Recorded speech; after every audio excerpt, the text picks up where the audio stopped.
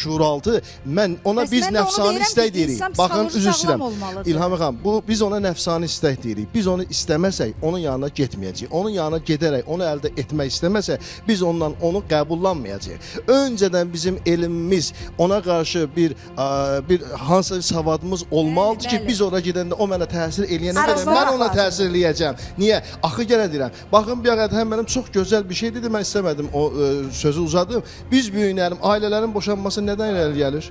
Hamısı nəfsani istəkdən irəli gəlir. Onlar öz nəfslərini yem etmək üçün gedirlər, xalqın qızını alırlar 2 ay, 5 ay, 6 ay, maksimum 1 il, üzr istəyirəm ifadə etmirəm, nəfsani istəklərin kimisə balasının üzərində qururlar, ondan sonra hər ikisi bədbəxt olurlar. Deməli, ora girəndə mən istəyərək gedirəm ora. İstəməsəm, mən onu etmərəm. Bilirsiniz niyə? Çünki evlənən cütlüklər ilk öncə bir-birlərini, hər birisi bir-birini yaxşı tərəfini tanıdır.